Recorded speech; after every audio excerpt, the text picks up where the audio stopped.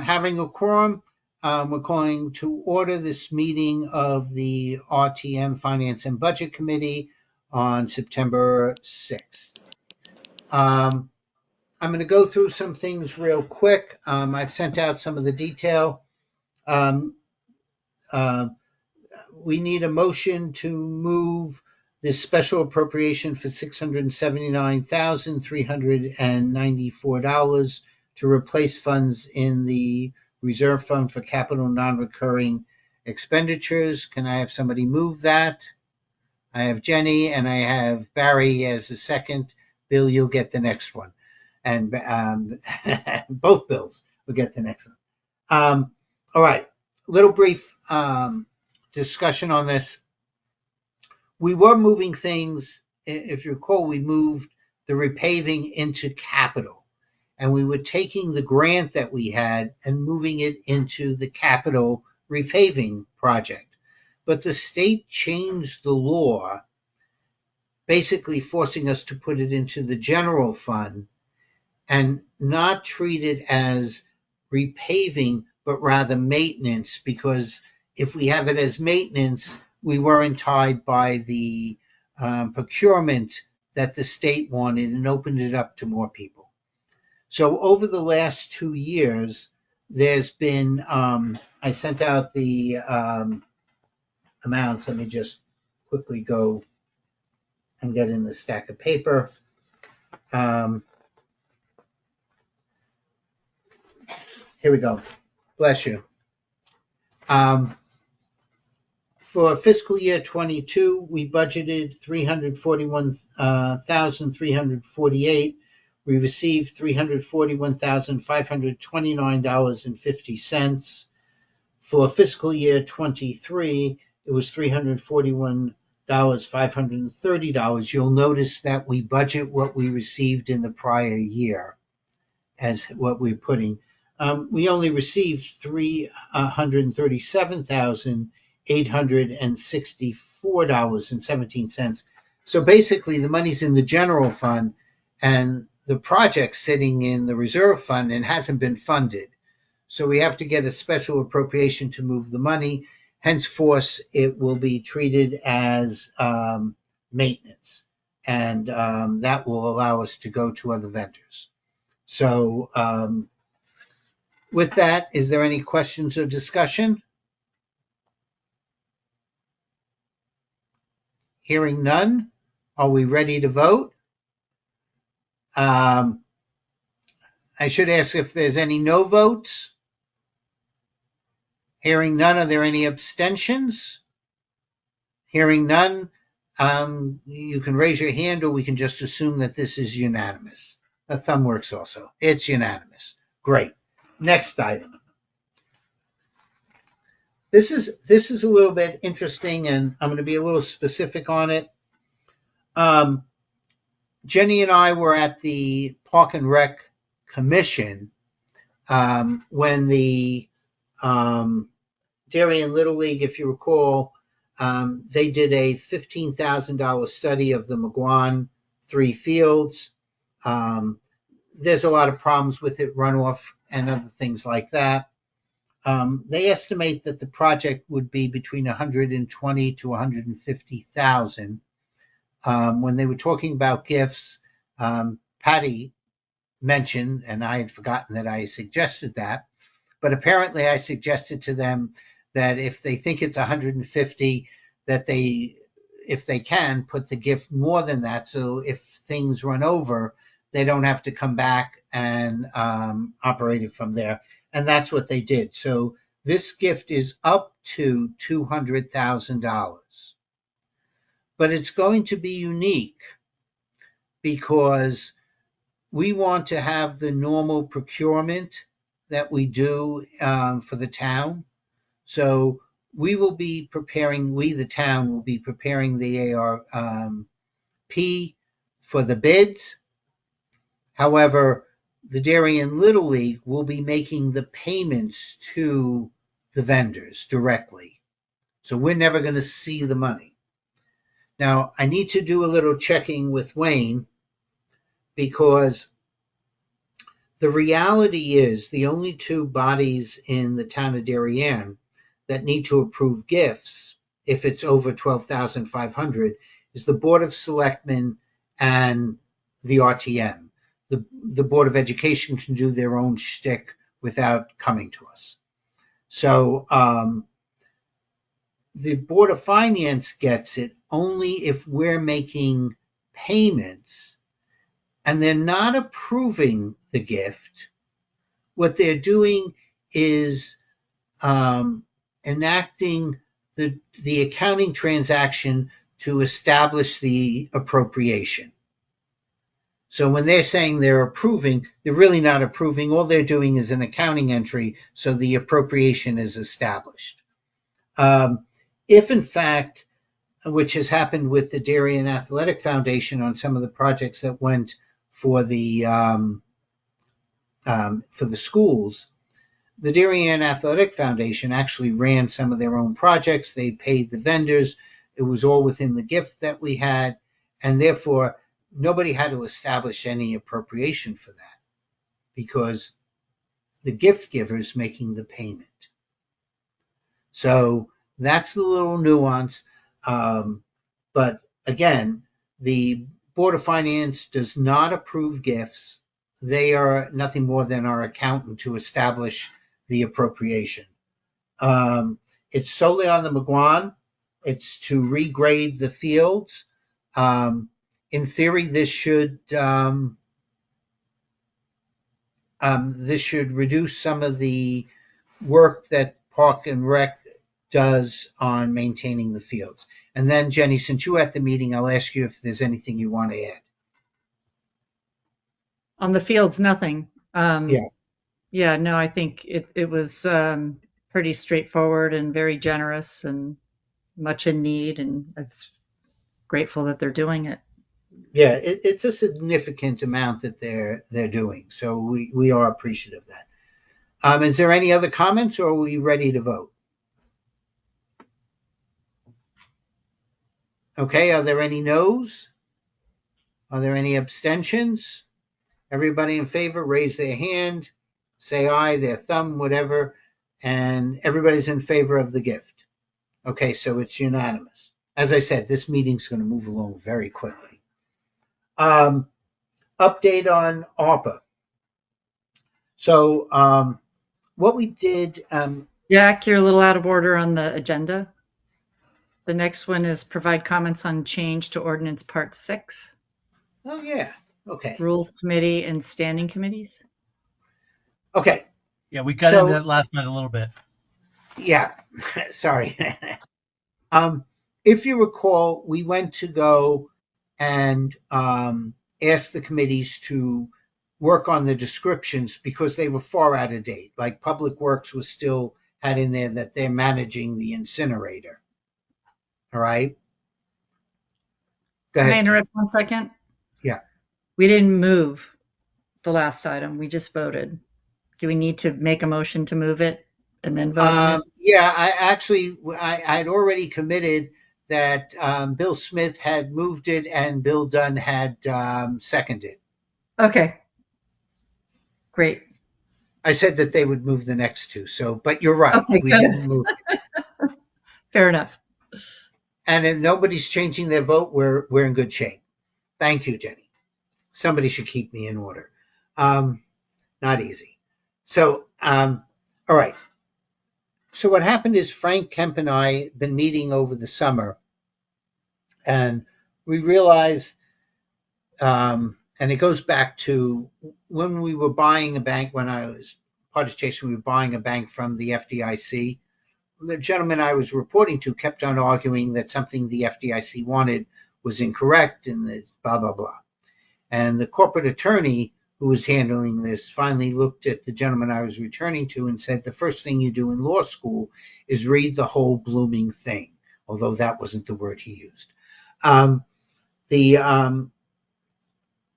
we started to look at the descriptions, and the reason he said that is because there was back in 3 pages later said you couldn't do what my gentleman wanted to do.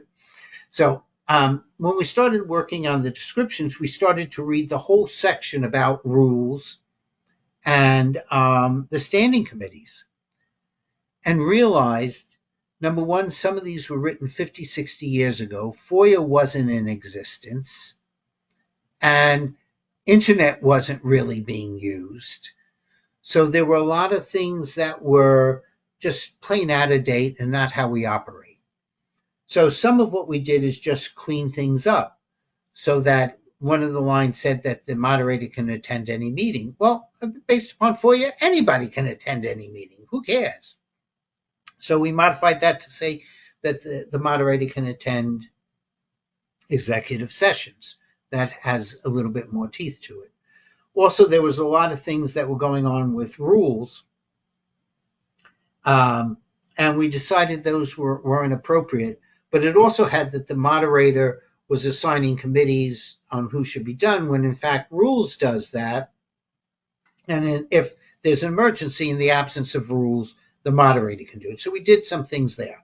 We've also done certain transactions during the time where we say that the committees really, it's not in existence. But in speaking to Kate Bush, her interpretation was that the committees are in existence until a successor is named.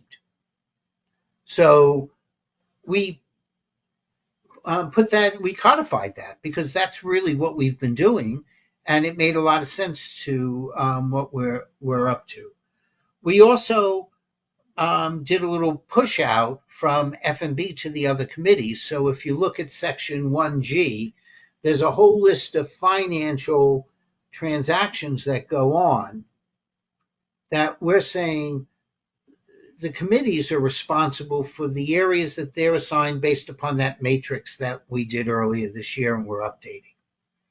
So, and I went through all those things with Jen Chinesky, and she looked at them and said, yeah, this is it, and it covers everything for what goes on. We also moved some other things up to the preamble, which allows us to define the committees, all the standing committees, in very simplistic forms. So it had that F&B was a liaison to the Board of Finance, but it didn't have that the Education Committee is a liaison to the Board of Ed, or that Park and Rec is a liaison to the Park and Rec Commission, or that PZ&H is a liaison to land use boards. So we just put that in there and then said in other areas that you're assigned, which means the matrix will be updated on an annual basis and distributed to all members of the RTM after the election, to all elected or continuing RTM members. Some of the other things that were changes is, and it was kind of funny, but it said that the committees can only do things that the rules say they can do. Now, that's not the case in how we've operated. We've done work on bonding, we've done work on the reserve accounts, and we've done other work on that. The Park and Rec Committee is on a playground committee, and they're very active in that. But rules didn't say we're authorizing you to do this, and Public Works has done a lot of independent work on their own. And so we basically said that the committees have primary and secondary responsibilities, but the standing committees can also do any work that they deem appropriate. And so basically it's giving a lot of control to each of the 6 or so standing committees. And that's good because they are independent entities. They don't report to the moderator. They don't report to rules. They report within themselves on what they do. So what I'm asking is for you to take a quick look. If you have any questions, you can send something to me or give me a call, and I'll at least say what the approach is that we took on it. We tried to update this to what goes on now. The process that we're doing is we presented it to rules. Rules had have until Monday to give us their preliminary review on it, the rules members, and understand there's some chairs and other things and vice chairs. Today it was sent out to the chair, vice chairs and clerks of all the committees for their review. Again, they're supposed to take leadership on this. Two of the committees, F&B and TGS&A, are getting it to their full committees, because if there's any questions, since Frank and I worked on it, both of us can answer any of your questions, concerns, or anything, or why the approach was there. But we're asking to get all those comments back by the 22nd from the leadership of the other standing committees and the rules committee. Wayne Fox is already looking at this.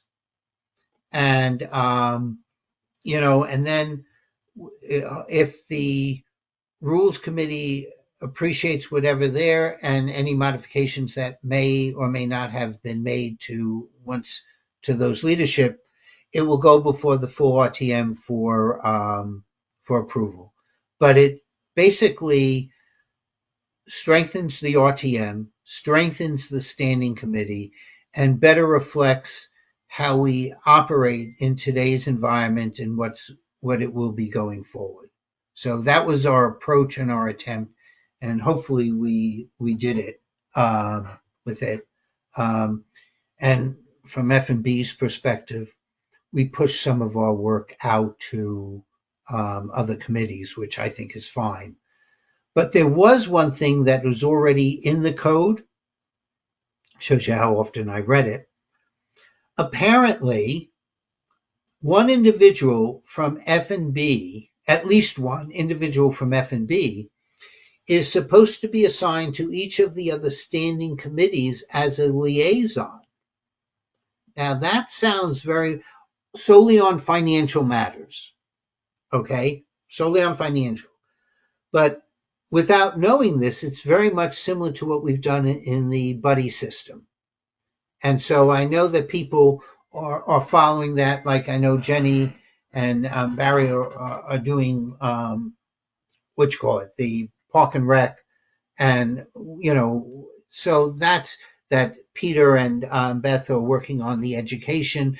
We just need to integrate that a little bit better. And again, it doesn't mean you have to go to meetings. It's just that on financial matters, we work with it. But again, that's similar to the buddy system.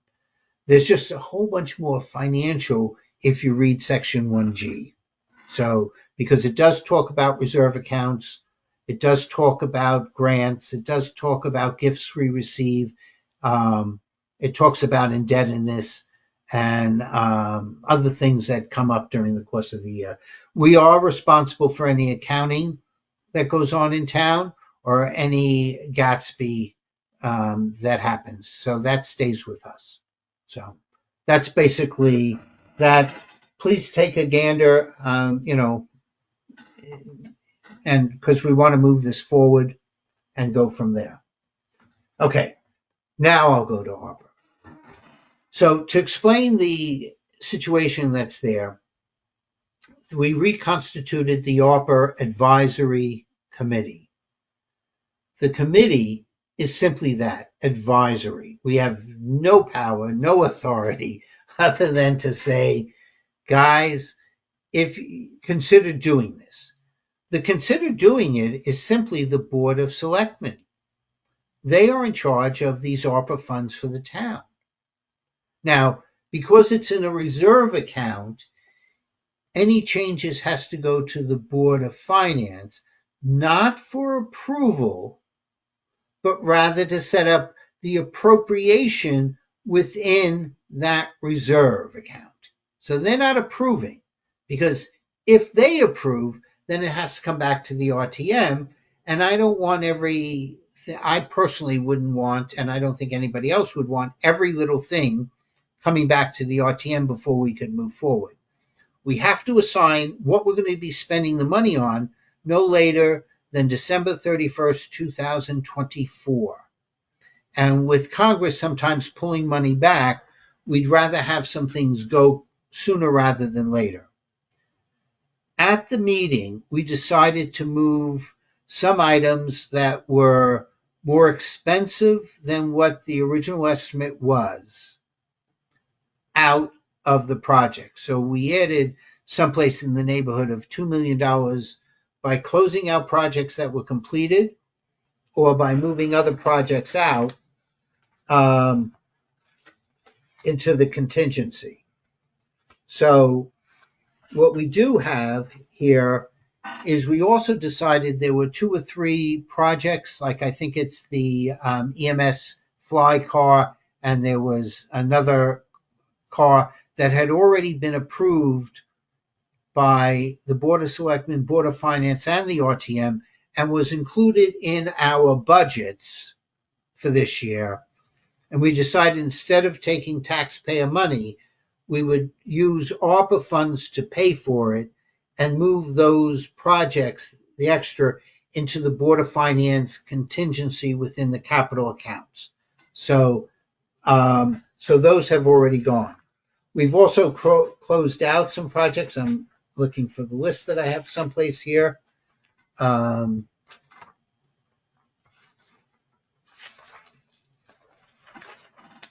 Well, we closed out some like the picnic benches, the water fountain, and some others that are completed. We've added, they're adding, depending upon what they did last night, they added $30,000 to add funds to the,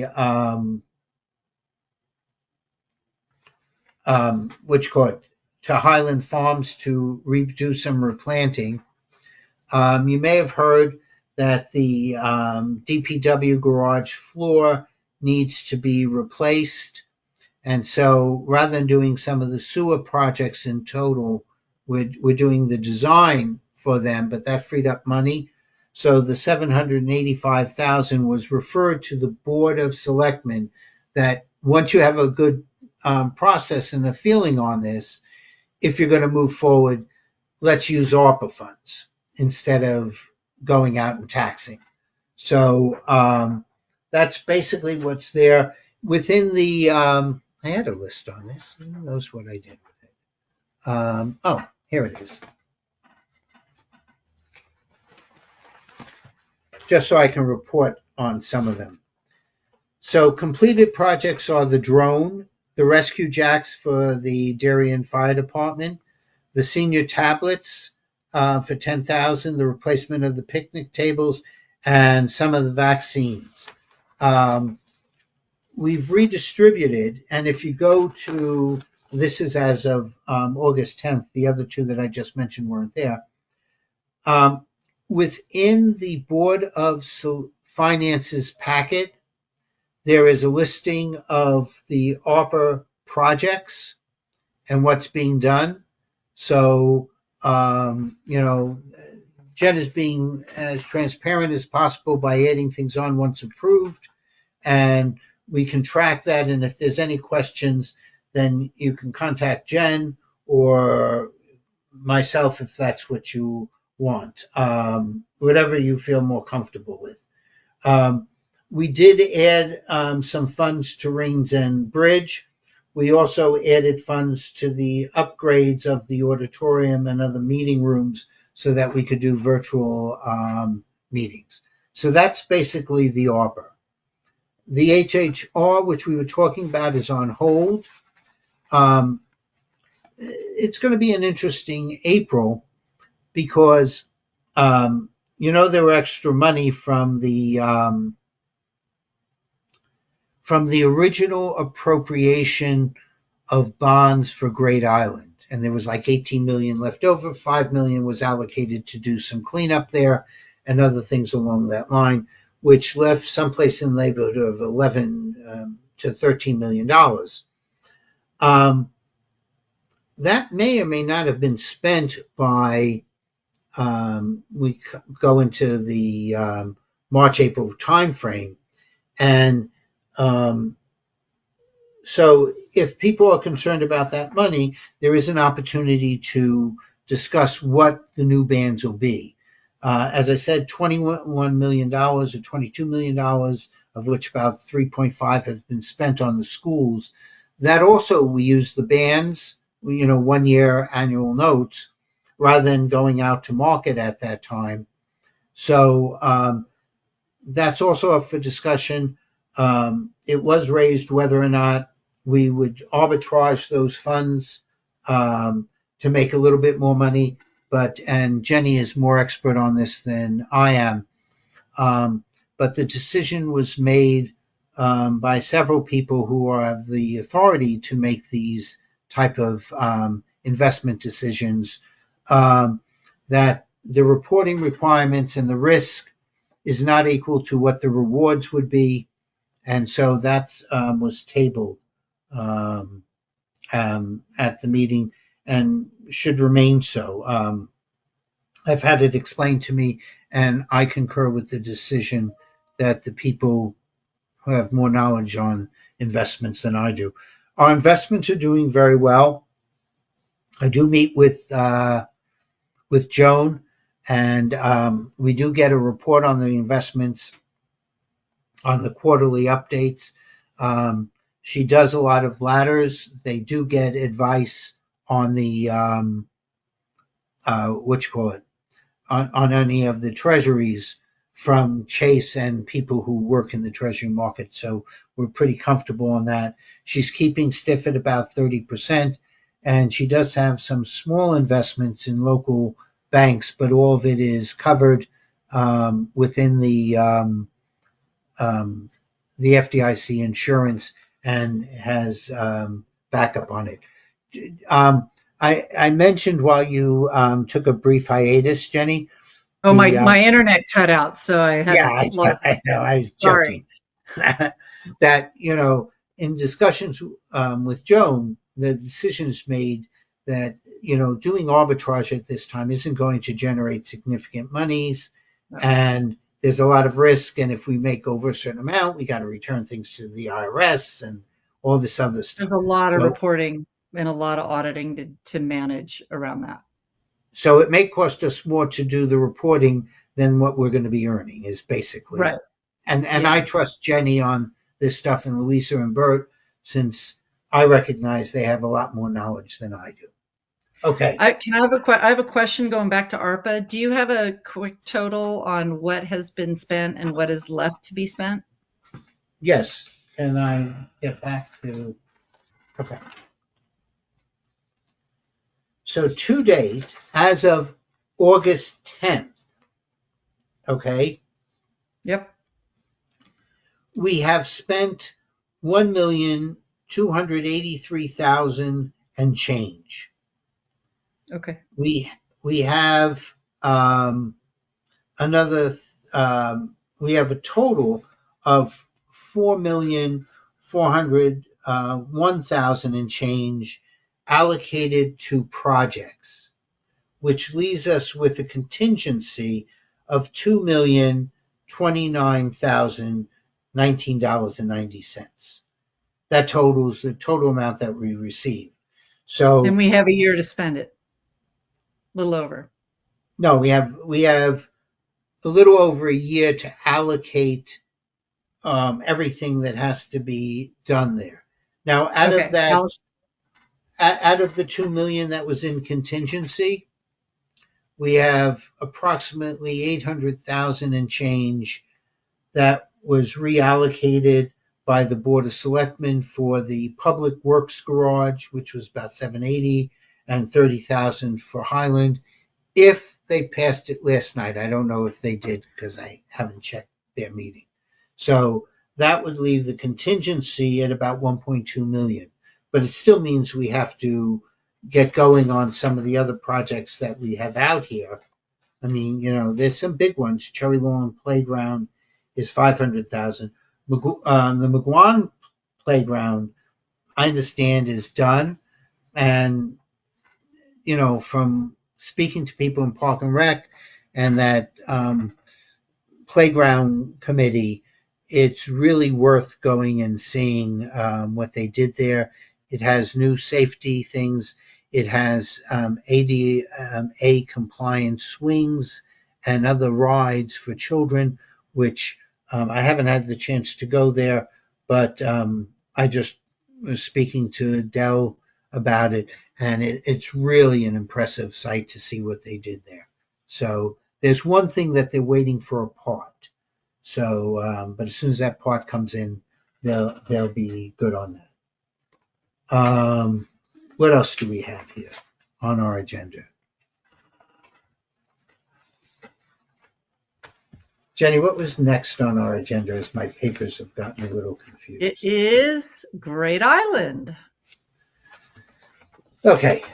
I don't have a lot to say on Great Island other than that if you want to take a trip there on the 23rd, you have to pre-sign for it. 4 people were identified. Mark Adeletter has been is the vice chair, which is good for the RTM because he'll be very involved with that. Jay-Z was nominated as the chair, at least at this time. You know, we don't know what will happen based upon after the election, but that they can decide. Doesn't really matter. Jack, was there any new development on the lease for the equestrian property over the summer? I haven't heard anything or seen anything. Okay, so I believe, and I may be wrong because I stopped following some of it, but P&Z had to give a special permit. That was the whole conversation that was going on. Do you recall if I thought they might have approved that with only one negative vote. What? I thought that was, and one of the things that I wanted, well, go ahead. I have a question I want to ask Jenny about, but. However, I was expecting that upon that, we might see the lease coming back to us in September or October. However, the mere fact that it has not come back to us to be asked to be approved, I believe they are still in negotiation. And that's about the right. My understanding is it passed, and then I haven't seen it or heard about it.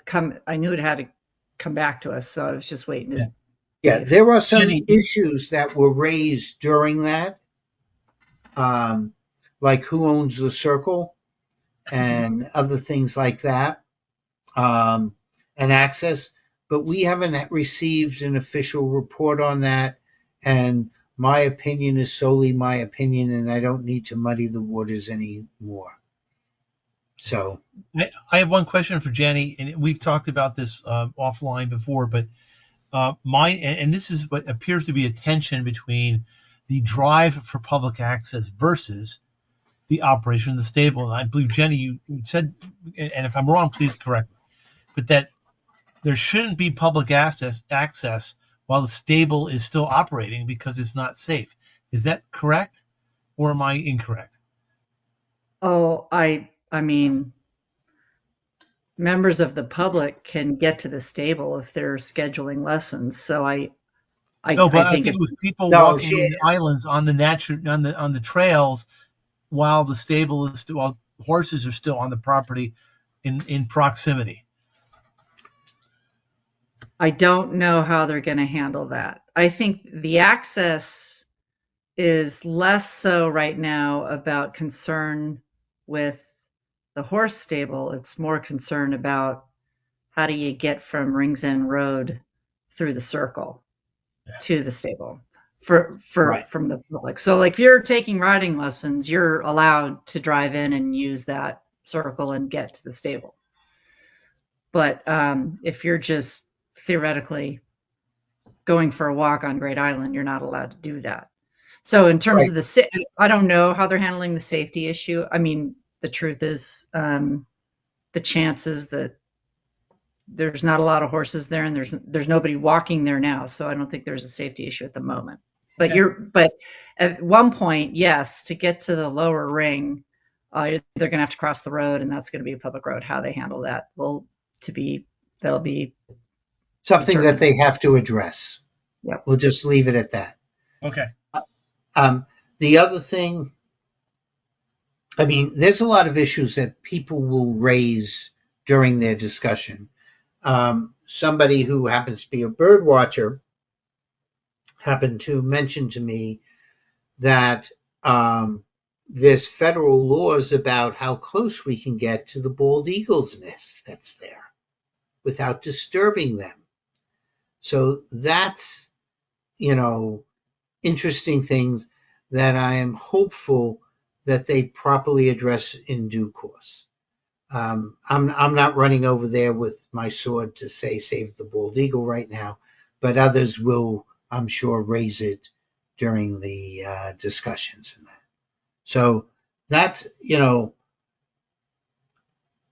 that what I heard, and Jenny, confirm if I'm not taking a position one way or another. My understanding, allegedly, I love that word, allegedly, is that there was an easement there, but it was for private use only and not open to the public. And so that easement did not pass with the purchase of the property.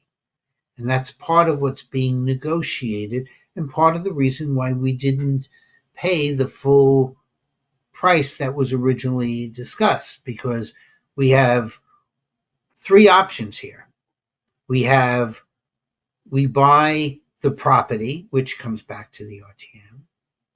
We pay for an easement, a permanent easement on the property, which there'll be discussions of where that goes or not, whether or not it comes back. Or we never have access and we really bought an island, and maybe we should start a ferry service so that people can get back and forth to the island. I mean, there is a dock there, and that might be fine because you don't have to do a lot of parking lots then. Yeah, we just do it the Greenwich way. Exactly. That's one of the options. So, and with the $11 million they have, we should be able to buy a couple of ferries to have that move over there, and it'd be just fine. So, and funny, I mentioned that to somebody in town hall, and they actually laughed and said I had actually proposed that as well. Maybe we can do it by horseback. Yeah, no, we can do carriages. So that's something that they're going to have to deal with. What I did hear, and I neglected to do it today, but I will be doing it tomorrow, is that the Public Works Department is doing significant work on Great Island for trees, maintenance, and other things like that. That's fine, but I want to know what the allocation is, because we voted for Great Island having a special revenue fund where the revenues from the rents are supposed to go into, and the expenses associated with the maintenance of Great Island is in that as well. But it was not presented that Public Works was going to be expending their resources on that. And I just want to make sure that somebody's tracking it to allocate it back to that, the fund. I don't care that they're doing it. I think it makes a lot of sense if, they're doing tree work, landscaping, or other things like that, maintenance. But it doesn't belong in the town side if we set up a special revenue fund for them. It belongs over there. So I'm just going to push a little bit on the accounting side and make myself. Creative idea. We could use Hindley as the parking lot on the weekend for Grand Island and just have golf cars drive forth and back. Just like US Open or or a golf tournament. Can't go to the circle. I think part of the concern is from those who live there is very similar to what happens on Todd Island, that over the weekends the residents have difficulty getting in and out because of the traffic. So it's one thing when it was private and you had a couple people showing up for lessons or other things along those lines. It's a different thing when it's opened up to the town. And oh no, if we would have had 64 apartments or built there would be no traffic on the weekend. Yeah. Seriously, sometimes I'm asking myself, all these arguments about the easement, there was a key argument that was used primarily by folks who were against purchasing the island and who've highlighted this several times. I remember, was it Amy Sabatakis? She was very clear on that one and saying this is an issue that the town has not addressed and wasn't willing to address. It's just flabbergasting to me. I'm sorry to say that. My term is one of the British term. I have to admit that there have been certain things where, having negotiated business deals throughout my career, that certain things have me gobsmacked.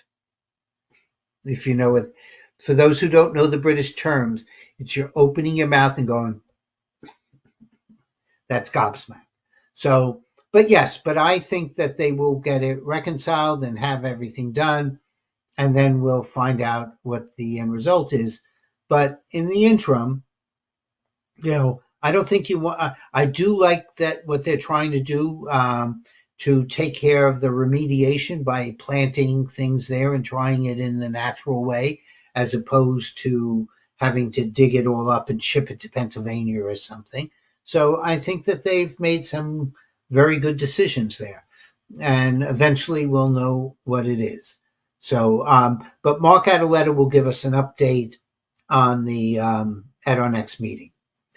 If there's nothing else to discuss, do I have a motion to? Oh, minutes. Jenny, your turn. Yeah, I sent out a change to the minutes that we had submitted back in May or June to the town clerk. It was really just to clarify the language, the fact that during the first half of the meeting, we only had 9 present and then 2 joined later. And then I also finally found the link to that video. So I'm just proposing, I guess, how do I do this? I make a motion to amend the minutes to reflect a change in the language, as well as adding the link for the video so we can submit minutes as amended. Let me ask.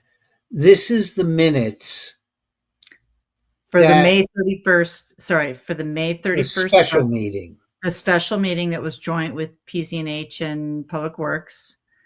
And that was the meeting where we voted on all the leases where the equestrian lease did not pass. Okay. So yes, why don't you make, so nobody questions it? Yeah. Why don't you move the amendment? I'll second it. Okay. And so we can vote on the amendments minutes that you want to add to the minutes. Okay. So I'll move. You want me to move? Jenny moves. Yep. And so I'll move. I'm making a motion to move to amend the minutes from the May 31st meeting to reflect contextual language around attendance, as well as adding the link to the video. May I have a second? Werner is going to second that. Werner. All in favor? Let's raise our hands. Okay. Now, can somebody move the amended minutes for the special meeting of May 31st, was it? Yeah, May 31st. And so I have Barry as moving it, and who's going to say Werner will second it. All in favor? Okay. Say aye. Okay, so that passes unanimously. Now I'll take a motion to adjourn the meeting. I'm assuming there's no additional business. Peter, I'll let you move that, and Bill will second that. Actually, it was both Bills seconded, so we had a joint seconding there. Giving the bill done. And so that's all done. So thank you all. See you soon, and hope everyone enjoyed their summer. And we're getting ready to take on this other meeting. Should be rather short too. All right, see you guys soon. Thank you. Bye. Bye.